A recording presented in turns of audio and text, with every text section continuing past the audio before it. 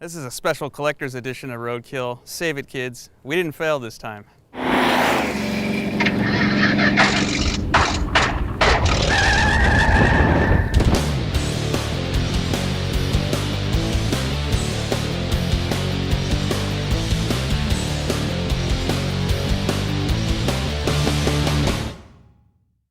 This time on Roadkill, we are going to take a 73 Suburban that we've never driven and use it to haul a 55 Chevy body 1,100 miles to Jim Meyer Racing in Oregon to build Finnegan's dream car.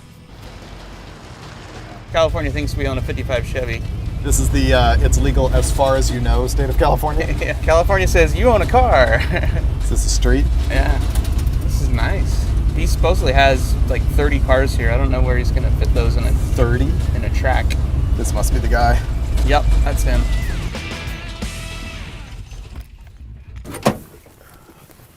This door's still full of water. They'll teach us to wash the car. Here it's sloshing. Hey, Don. How you doing? Good to see you. I'm David. It's been months, but I'm ready to pick up the car. Car's around back, waiting for you. Cool. Let's check it out. I've been searching for a 1955 Chevy Bel Air off and on since I was a teenager when I first saw the movie Two-Lane Blacktop. I bought this car 4 months ago, sight unseen, and I'm really fired up to finally see this thing in person. The roof's good, the quarters are... Quarter, not so much. Yeah, the quarters need a little help. Oh yeah, trunk's nice. It's perfect for what we're doing. It'll make a great race car. Yep. Okay, yeah, this is gonna be perfect. Whoa!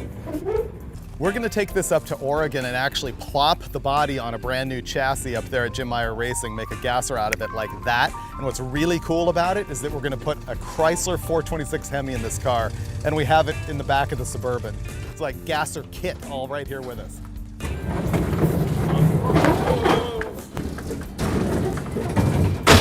Whoa! Whoa. What? You okay? Yeah, okay. We're about to leave Hemi, home of Don Edwards, the guy who sold me the 55 Chevy.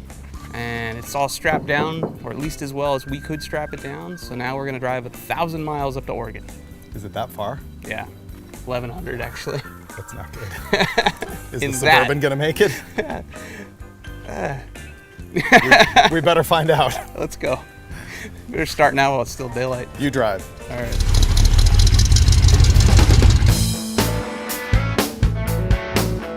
I've only seen two 55 Chevys with Hemis in my life. I've only seen them with Chrysler early Hemis in them. I've never seen a 426. Yeah, both the cars I'm talking about. Did you bring the stack injection? Yep. You gotta be real careful not to smash that box. Yeah. Am I going the right way? Sure. Am I supposed to be directing? I think so. And there's an ostrich. Holy crap. I've never seen an ostrich in real life. You never have? I kind of want to stop and go look at the ostrich. Make some ostrich McNuggets? Oh my God. Look, buffalo. Wait, is that those are buffalo. Holy crap. You're right. Have you ever seen one in real life? I've never seen that or an ostrich in real life. I thought we killed almost all of these. We tried. Best day at work ever. 55 Chevy, 426 Hemi, ostrich, buffalo. Yeah, best day at work ever. Doesn't usually happen. No.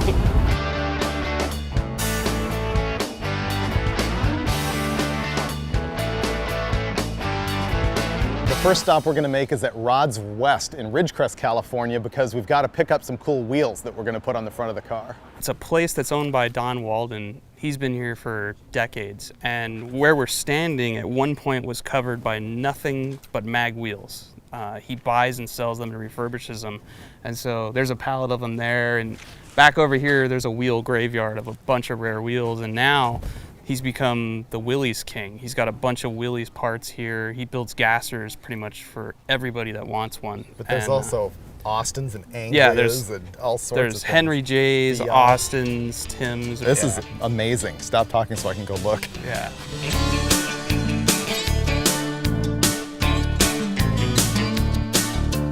People would lose their mind if you gathered all this up and went to the Pomona swap meet with it. Oh my God. Died and gone to heaven. Just want to take it all with me. Don is hooking us up with a modern interpretation of the old school Anson Sprint wheels, which will look perfect on the front end of our 55 Chevy. When I first built the wheels, I had the wheels done I gave the option to the guys about putting the valve stem on the back side. Yeah. Because the wheel was originally a sprint car wheel and it would go either way. They flip them. Right. Drag race guys wanted this side, then the sprint car guys wanted the other side. So you see the wheel with the valve stem on the opposite side. That's gonna look killer on the front of that thing. You have to talk him out of putting smoothie steelies on the back. They're the kind with no hubcap no, bumps. no, he's got to have the other one. Told you. Yeah. Visiting Rods West here was just completely amazing. I could easily spend a full weekend rifling around here. I love taking pictures of all the old things that are sitting around, but unfortunately we need to hit it. We burned so much time that we're gonna have to cannonball in the dark. How long do you want to drive, Finnegan? Like 2 in the morning? Till we're there. Till we're there, because we got to get to Oregon post haste. Let's hit it.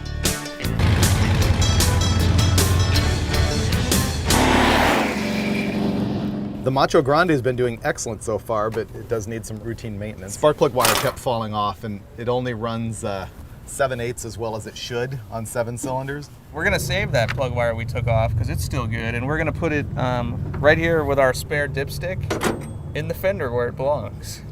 Yep, with the old man rag, maybe a couple wigs stuffed in there for quieting it down. It's a good hiding spot. Yeah, that's not short. All right. We can just run that way around the motor You know what? and come back twice. If you wrap this around this a couple times, I'm thinking that it might magnetize the inlet and give us better fuel mileage. Lines up all the molecules. Right. We're gonna get at least 6 miles to the gallon now. Pour fluid in. Let's go.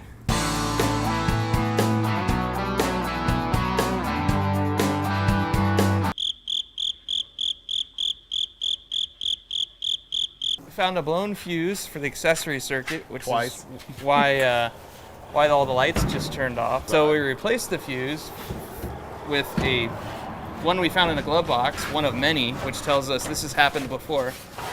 So now we're actually going to try and troubleshoot why it's happening. Yeah, the used car forensics tells you that when there's 4 packs of 20 amp fuses in the glove box, there's a frequent issue, for sure. I can't say for certain who wired it, but whoever they are should be kicked in the nuts, drug out in the street, and shot, because there's about 9 splices to connect this much wire. So we just hacked a bunch of it out, taped up what we could. I don't know if that's going to fix it, but we'll put another fuse in and see how far we can get this time. What time is it, and how many hours do we have until Oregon? We need to be there Friday. Today's Wednesday. Oh, no problem. Yeah. Still got lights.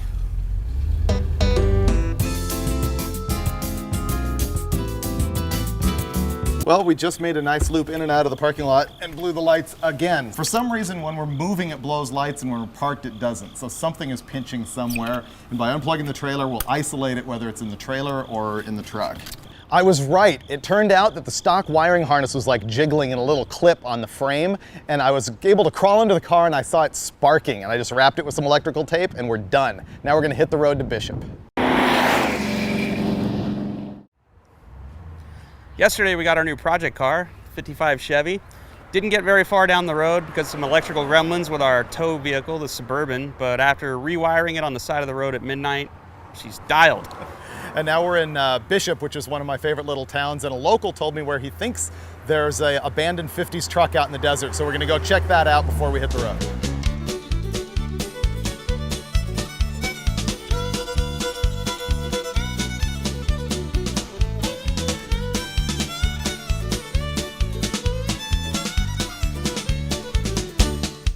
There's a lot of trash in the desert here, like old trash.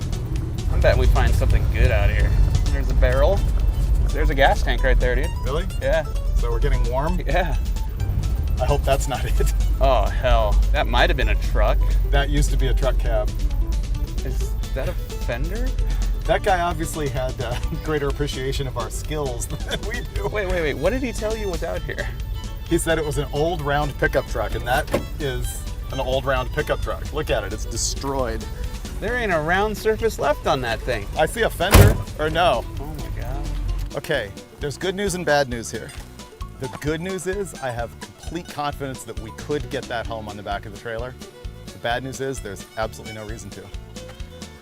Oregon bound.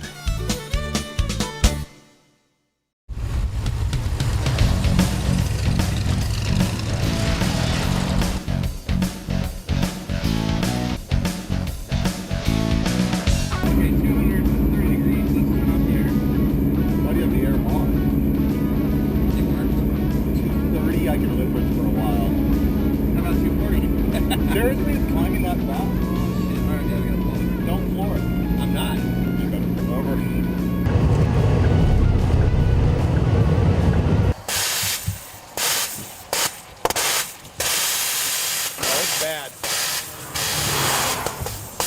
Long grade, old truck.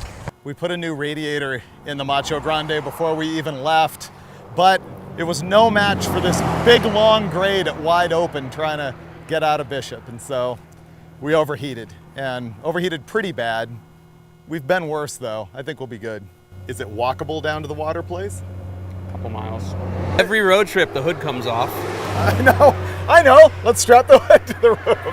That would fix this. All right, I'll walk down the hill.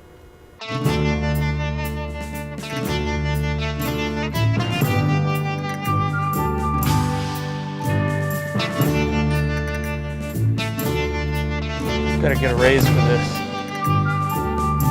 Oh, thank God.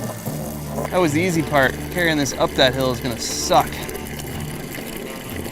Suddenly I have to pee. There could have been a bigger spout on here. Just saying. Up the hill. Well, somehow this is Freiberger's fault.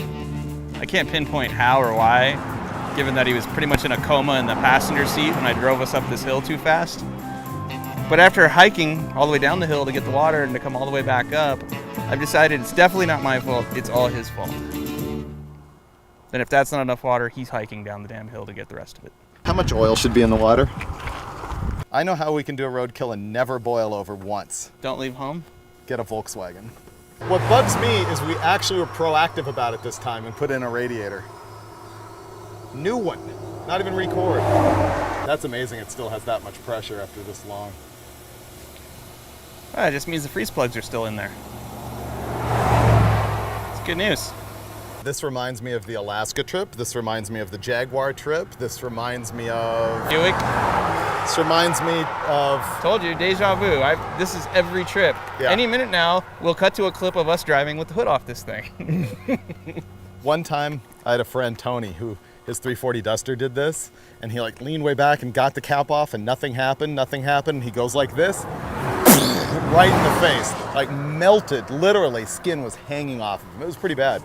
So go ahead and pop that. Ah!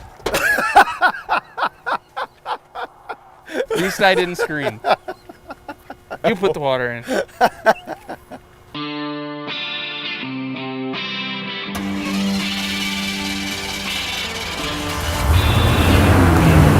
Cap it off, let's go, before something bad happens. Our tow rig is a 73 GMC Suburban, and the guy I bought it from swore that it has 340,000 miles on it. And it doesn't really seem like it. It runs pretty good. It's got a 454 and a turbo 400 automatic. We put some brand new Mickey Thompsons on it. But the thing is, I paid $1,500 for this thing. It sat for a year and we never drove it until the day we put the tires on it and left for this trip.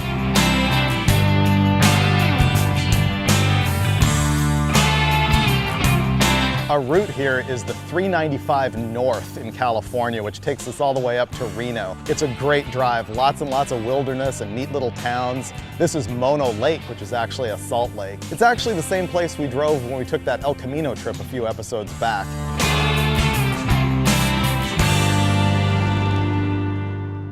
Our overheating problem fixed itself once it stopped being 100+ degrees outside and once we stopped trying to full throttle it up big steep hills.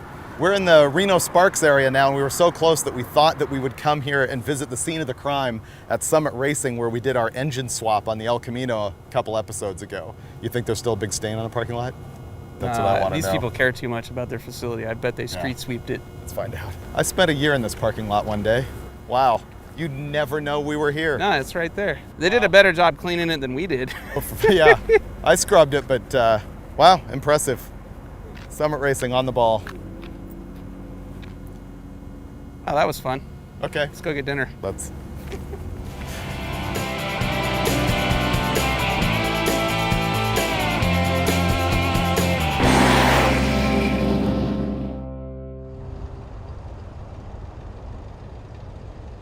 We are in Klamath Falls, Oregon. Got up this morning, got pulled over by the cops, and now I'm waiting on Freiberger to answer some emails because he's kind of a big deal on the internet, and we're gonna head to Lincoln City hopefully today. So you'll note that the car is running, and we've been getting about 6.5 miles to the gallon so far in this trip. That's not helping our cause. I can't turn the car off right now. It's custom. Oh, here we go. Idling down. Come on, baby, stall. Okay, throttle's backed all the way out and it doesn't want to stall. In gear. And it won't die. I'm gonna have to reach in there and disconnect the power wire to the distributor.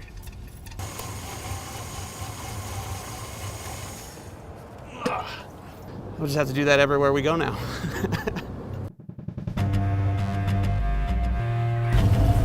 All right, we got a full tank of gas, a radiator with water in it. That's amazing. Under 300 miles to go, and it's still daylight out. You were supposed to turn on the 39. Okay, where was that? Back there at that sign that said 39. Oh. Okay, we're gonna turn around again. Fantastic navigating, Mike Finnegan. I told you what to do, you just didn't do it. You know I can't remember anything for more than 3 seconds. I have the attention span of a gnat. We were 3/10 of a mile from the turn when I gave you the directions. I know, I told you. Gnat. It's really cool to be here in Oregon instead of in the desert, which is where we normally do our road kills. Right now we're heading sort of northeast across the state, and we're headed towards Lincoln City, which is right on the ocean.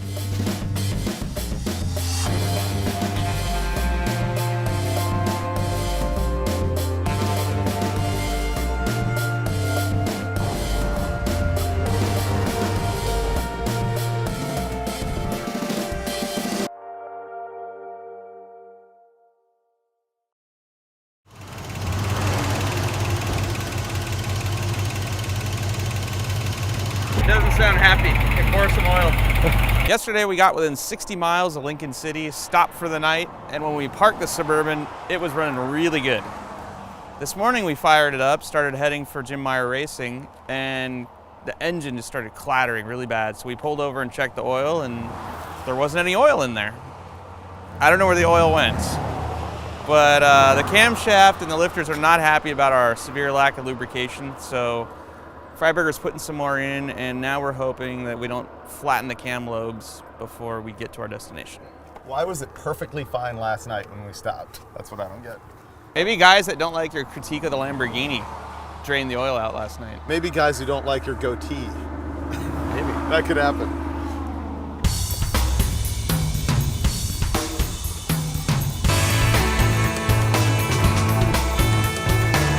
Oh, we're almost 15 miles away. We are so close. Are you excited? Dude, I'm about to piss myself. Please don't. Truly the greatest thing about this project is by the end of today, it's going to look like a car. It's not just going to fester around forever hoping that it's cool. Ask me how close we are. How close are we? 1.8 miles to paradise. Let's stop for breakfast. I'm hungry. I'll push you out the car door and keep driving.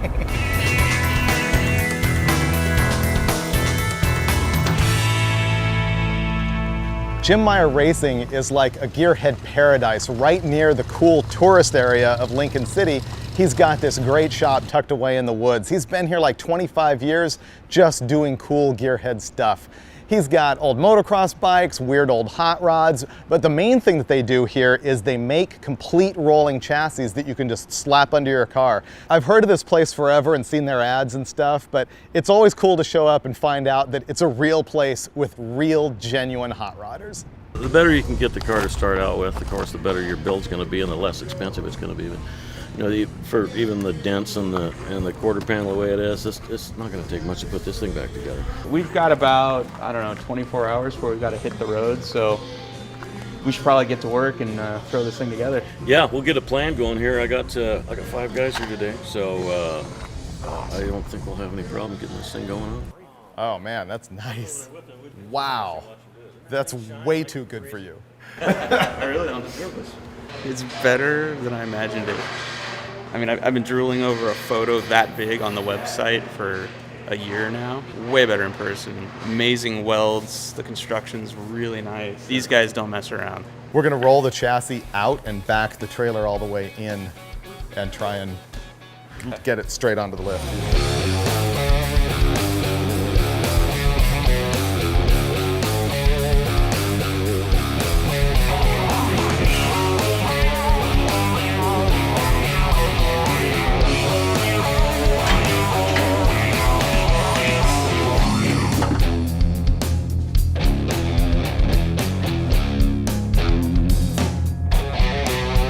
so far it's like happening really fast. Got the body off the dolly on the lift, and now what we're doing is trying to center it over the chassis and eyeball what's going to happen with the rear tire fitment so that we can cut out the quarter panels. I've been looking forward to going to Jim Meyer Racing's place for a long time because these guys know what they're doing. They've been building hot rods forever. Just being around mills and lathes and plasma cutters, that just makes me warm and fuzzy inside, so it's awesome to be here. In a traditional gasser style car, the rear quarter panels on a 55 Chevy have to get radius cut so that the 30-inch slicks will fit. And then they stick out just a hair, which is part of the reason why the cut is so tall, so that when you drive the thing down the road, if you hit a bump and the suspension compresses, the tire has room to go up without damaging the body. That is awesome. I love the sidewall on that tire. Looks like a truck tire. Yeah. We've already cut that side out, made a template of it. Now we're going to transfer it to this side, cut this side out.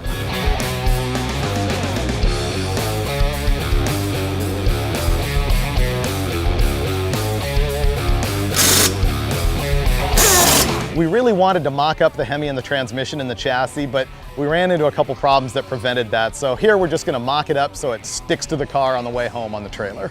We're so close.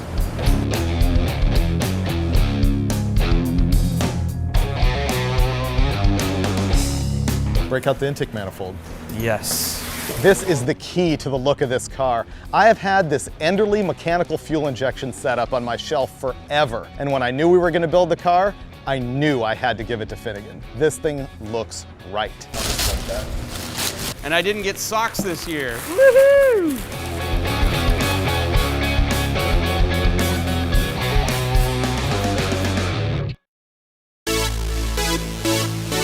The car turned out exactly the way I've always envisioned. It's cool that we took just a bare body on a trailer and showed up here, plopped it on a chassis, sort of threw a Hemi into the thing, and made it look like a complete radical gasser in a matter of hours. I made it sleep in the car tonight. I can already see myself at the drag strip. This is the best day at work ever. Once again, this might actually be. I gotta agree with you. The ultimate goal for this build is to have a kick-ass gasser that runs low tens and hopefully does wheelies. And I want the car to look a lot like the two-lane blacktop 55 Chevy, except my car's gonna have a Hemi in it just to piss off Chevy guys. This is gonna motivate us. We gotta get this thing done. And when we do, guaranteed that's the ultimate Roadkill episode. We've had a lot of fun, but this might be the most enjoyable Roadkill yet, just because it was a great drive. I love the Macho Grande, and we made an incredible car. A lot of success. Very few breakdowns that were speed bumps. So, yeah. We're pretty sure it'll be much worse and more violent on the next episode of Roadkill. Word.